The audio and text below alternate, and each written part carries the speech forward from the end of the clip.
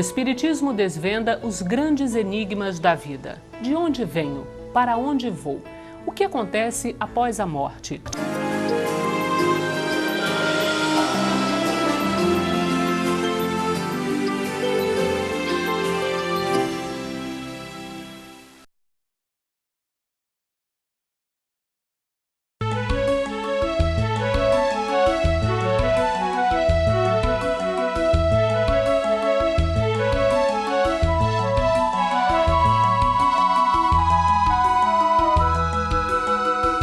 Não estamos sós. Cada palavra ou gesto, até mesmo os mais secretos pensamentos, tudo o que fazemos tem uma invisível multidão como testemunha, os espíritos.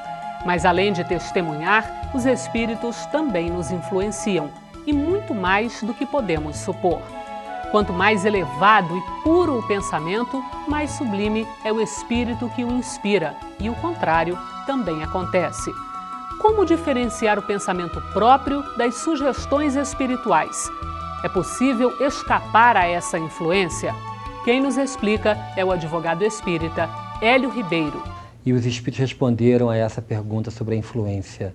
Muito mais do que você possa imaginar. De ordinário, são os espíritos que dirigem a vida dos encarnados. Que tipo de influência é essa? E será que os espíritos podem nos influenciar negativamente? Quem vai responder a essas e outras perguntas é Hélio Ribeiro. Ele é diretor de unificação da Federação Espírita do Rio de Janeiro. Hélio, eu queria falar um pouco sobre tratamento espiritual, mas antes queria fazer uma pergunta. No caso específico das crianças, dos bebês, essa influência dos espíritos também acontece da mesma forma que nos adultos? É diferente? É possível perceber essa influência? Sim, porque se você parte do ponto de vista que existe a reencarnação e que a criança é um espírito velho no corpo infantil, possíveis perseguidores espirituais podem localizar aquele espírito que voltou à carne e daí iniciar um processo de perseguição. Que pode se manifestar como? Através, inclusive, de pesadelos, de, às vezes, até doença que o médico não consegue explicar, mal-estar. Aí a gente volta ao assunto da Dona Ivone Pereira, que ela teve uma morte aparente, e aí o médico deu como morta esse 1900. Imagina, a medicina não tinha recurso nenhum para poder tratar aquele caso. E aí a mãe buscou o recurso da prece, a mãe dela, e depois de uma prece fervorosa, Maria, mãe de Jesus, ao colocar uma coroa de pequenas rosas na testa da menina, ela voltou a se chorou. E ela que ia ser enterrada, conseguiu passar pela prova. Então poderia ser naquele momento registrado alguma influenciação, já consequência de débitos adquiridos em outras vidas, onde a lei divina foi transgredida. Bom, e aí voltando então a falar da questão do tratamento espiritual. Como é que pode se dar esse tratamento espiritual? E é só numa casa espírita? A casa espírita, a casa que segue os preceitos organizados, ditados pelos espíritos e organizados por Allan Kardec, ela tem um tratamento que é muito discreto, mas muito eficiente, que é chamado reuniões de assistência e tratamento espiritual. São aquelas reuniões de palestra pública, palestra sobre a nossa doutrina espírita, acompanhadas de passe, que é uma transfusão de energias. Esse tipo de palestra, quando seguida de forma disciplinada, uma vez por semana, 2 vezes por semana, ela tem um efeito muito grande na renovação mental. Porque a pessoa sai dali com algum material para pensar, meditar e já entra numa outra faixa vibracional, favorável à percepção de energias que vão lhe restaurar a saúde física, a saúde mental. Aliado a isso, é importante frisar a questão da leitura.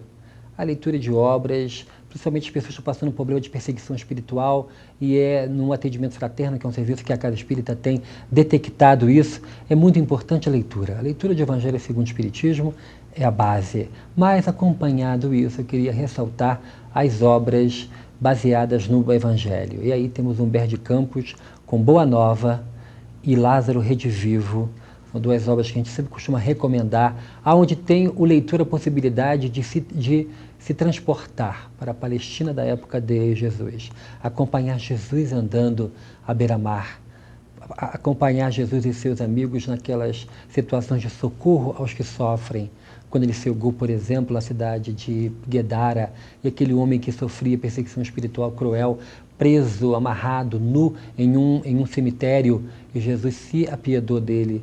E ao se aproximar, perguntou: qual é seu nome? Chama-me Legião, porque somos muitos. Era um caso ali de uma grave perseguição espiritual. Travado um diálogo, existe o socorro, a ajuda, e o homem fica liberto. Ou seja, lendo sobre Jesus, meditando sobre ele, há uma renovação mental. Isso faz parte do nosso tratamento espiritual, que é algo simples, mas profundo, e que não vem acompanhado de aparatos externos. É tudo muito simples, discreto, e algumas pessoas dizem: mas aquele centro é fraco, ou aqui não tem algo assim retumbante, mas é profundo, é para a alma. Agora, não significa que essas palestras públicas, por exemplo, são voltadas apenas para pessoas que manifestam esse tipo de situação, esse tipo de problema. Não. Muitas pessoas vão em busca do fato novo, de conhecer o que é a doutrina espírita, mas muitos batem a porta da casa espírita em processo de dor. Qualquer tipo de dor, qualquer matiz que seja dor, dor por problemas espirituais ou por problemas de ordem moral ou até doenças físicas, isso leva a pessoa à casa espírita porque é essencialmente consolador ao próprio espiritismo. Hélio, há alguma relação real entre doenças mentais e influência de espíritos?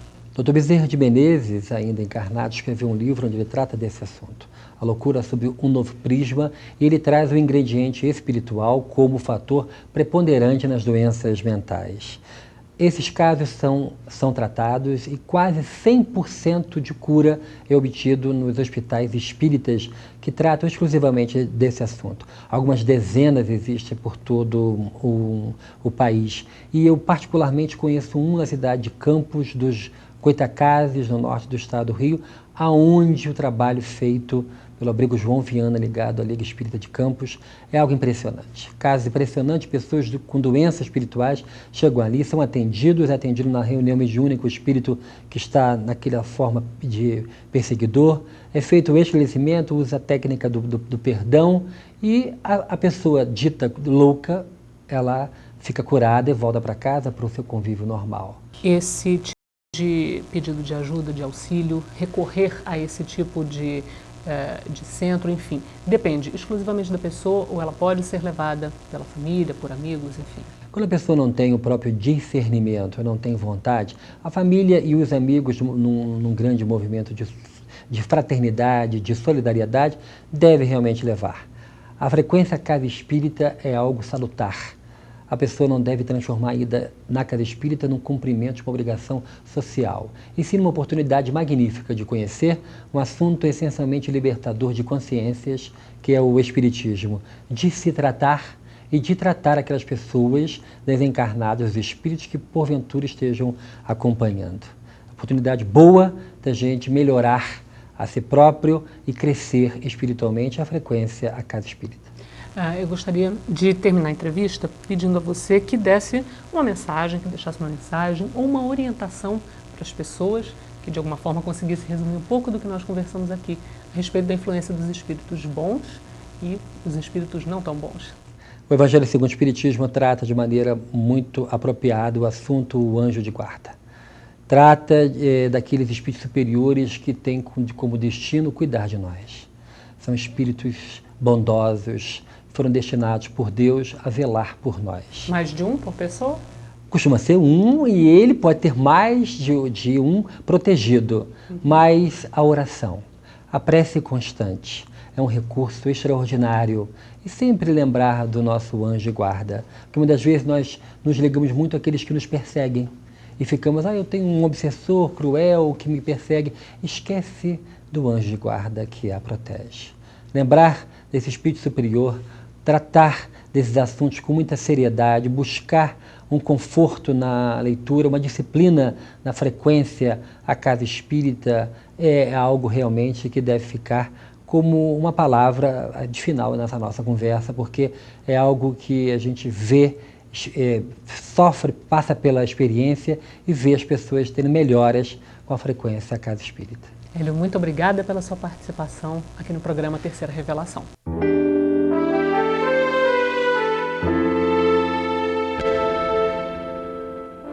Olá! A Beth nos envia essa semana uma questão muito curiosa. No livro O Céu e o Inferno, de Allan Kardec, no capítulo 1, encontramos que o sofrimento que acompanha a morte está subordinada à força de adesão que une o corpo e o perispírito. Essa força de adesão depende do vigor físico. Nos jovens ela é mais forte. Assim, os laços fluídicos que unem o espírito ao corpo das pessoas doentes são mais fracos, e nas crianças, isso terá alguma relação com o grau de elevação do espírito? Beth, muito curiosa e atenta à sua pergunta. A vinculação do espírito ao corpo, que se dá através do perispírito, está calcada em um elemento intitulado o fluido vital. É assim que a doutrina espírita o denomina. Mas este chamado fluido vital é, na verdade, uma série de energias que vinculam o espírito ao corpo por lhe darem uma vitalidade especial. Naturalmente, esta energia ela é mais forte nas crianças e nos jovens e estará um pouco mais diluída ou enfraquecida quando o indivíduo ou o corpo está doente ou quando ele está próximo da idade avançada. Desta maneira, quando observamos a desencarnação do espírito, quando a vitalidade é muito forte nele, teremos um processo de desencarne um pouco mais longo, que se caracteriza por um tempo maior no processo de desvinculação do espírito ao corpo. Este elemento não está diretamente vinculado à elevação moral do espírito. Entretanto, os espíritos mais elevados, pelo domínio que têm sobre a própria matéria e sobre si mesmos, terão maior facilidade no processo de desencarnação, em virtude do equilíbrio que mantém e da influência que tem sobre o próprio corpo e sobre a matéria.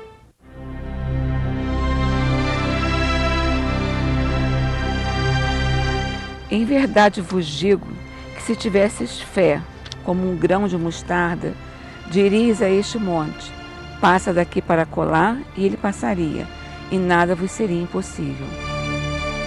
Esse trecho do Evangelho segundo o Espiritismo é de suma importância para todos nós quando analisamos a fé, a coragem da fé e o poder da fé em nossas vidas.